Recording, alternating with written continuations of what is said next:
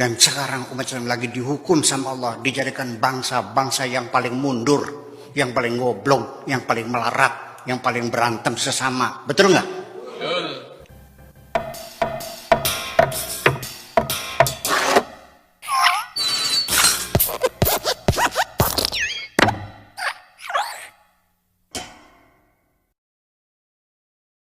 Salam saudaraku, sudah tidak heran ya kalau setiap kali terjadi konflik Israel dan Palestina, pasti selalu mendapatkan perhatian dan kehebohan di dunia ya. Dan biasanya Indonesia termasuk salah satu yang masyarakatnya itu paling heboh tentang masalah ini. Mulai dari sering demo, open donasi untuk Palestina, boikot produk Israel, bahkan sampai mudah termakan berita-berita hoax tentang Israel dan juga Palestina. Mau heran, tapi ya beginilah keadaan masyarakat kita.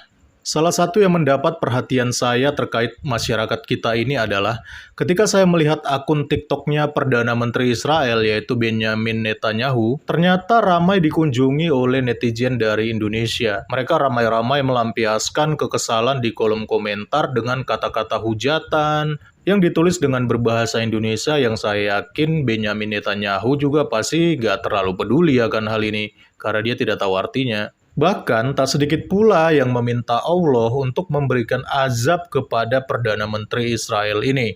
Dan komentar yang paling banyak saya lihat adalah netizen Indonesia berharap Benjamin Netanyahu itu diazab oleh Allah seperti halnya Perdana Menteri Israel sebelumnya, yaitu Ariel Sharon. Ariel Sharon adalah Perdana Menteri Israel periode 2001 sampai 2006. Kemudian pada tanggal 11 Januari 2014, ia meninggal dunia karena terkena penyakit stroke. Nah, yang menarik adalah para netizen Indonesia ini ramai-ramai mendoakan Benjamin Netanyahu agar diazab Allah, dan nasibnya itu sama seperti Ariel Sharon ini. Dan itu terlihat dari banyaknya komentar seperti ini yang dituliskan di akun TikTok Perdana Menteri Israel yaitu Benjamin Netanyahu. Bapak baik banget deh, semoga seperti Ariel Sharon ya tuanya. Pak, udah ditunggu Ariel Sharon tuh. Gak jauh beda nasibnya dengan Ariel Sharon atau bahkan lebih. Tunggu azabmu seperti Ariel Sharon. Gua doain lu seperti Ariel Sharon. Waduh, ngeri juga ya doanya para netizen Indo ini di kolom komentarnya Perdana Menteri Israel. Untunglah ya di ajaran saya tidak pernah diajarkan doa yang buruk-buruk untuk orang lain. Karena saya tahu doa itu manfaatnya adalah untuk tujuan yang positif, bukan untuk tujuan yang negatif. Karena masalah hidup dan mati seseorang itu adalah hak prerogatif Tuhan dan kita semua pasti akan mengalaminya. Sebenarnya bukan tanpa alasan mereka meminta kepada Allah untuk memberikan azab kepada Benjamin Netanyahu. Sebab memang banyak narasi di luar sana yang dibuat oleh kaum muslim bahwa Ariel Sharon itu mati mengenaskan karena azab Allah. Inilah azab untuk pembunuh rakyat Palestina. Ariel Sharon terkenal sebagai pemimpin Israel yang bertindak ganas dan kejam. Namun nasibnya berakhir dengan tragis karena diserang stroke. Ariel koma selama 8 tahun dan mati repot di hospital pada usia 85 tahun. Semasa Ariel koma, organ di dalam badannya rusak dan menjadi busuk sehingga tidak dapat berfungsi. Sebelum Ariel Sharon jatuh koma, pembantu pribadinya memberitahu Ariel sering diganggu oleh satu mimpi yang sama. Di dalam mimpi itu Ariel Sharon telah disiksa, dirantai tangan dan kakinya. Kemudian diarak sekeliling bandar Gaza dan dimasukkan ke dalam api. Mimpi itu mengganggu Sharon setiap malam hingga dia jatuh koma. Segala peralatan canggih yang dipasang di badannya selama 8 tahun tidak mampu menyelamatkan Ariel. Sabda Rasulullah Shallallahu Alaihi Wasallam, "Wahai Tuhanku, barang siapa yang dilantik menguruskan urusan umatku ini lalu dia menyusahkan urusan umatku, maka susahkanlah urusan mereka. Dan barang siapa yang dilantik menguruskan urusan umatku dan dia melakukannya dalam keadaan yang lembut dan baik, maka engkau berlaku lembutlah terhadap mereka." Hadis riwayat Muslim.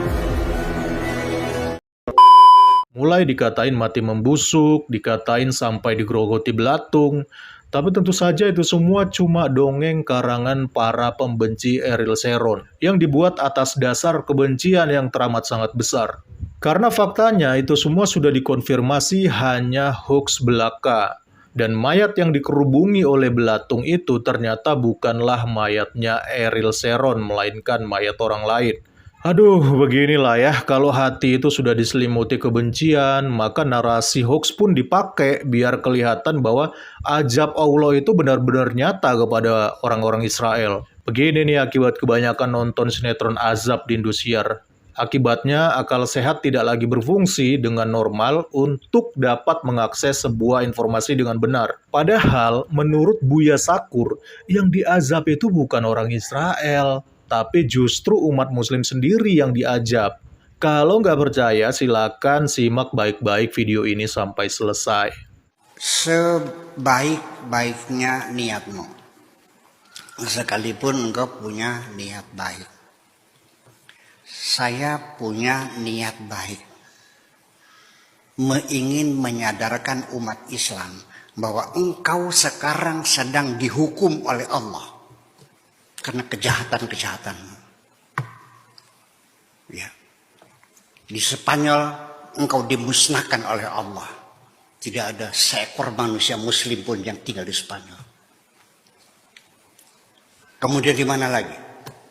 Di Irak, Daulah Abbasiyah dimusnahkan oleh Holako, oleh Genghis Khan.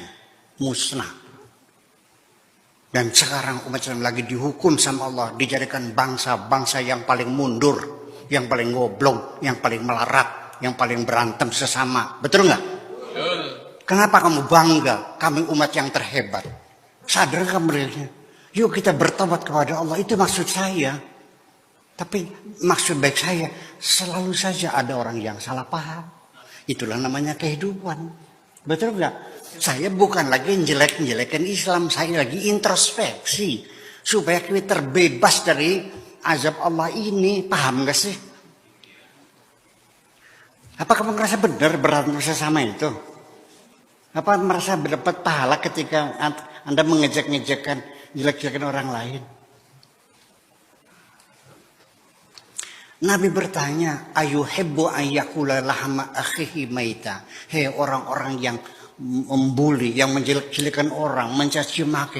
Apakah engkau senang memakan bangkai saudaramu sendiri?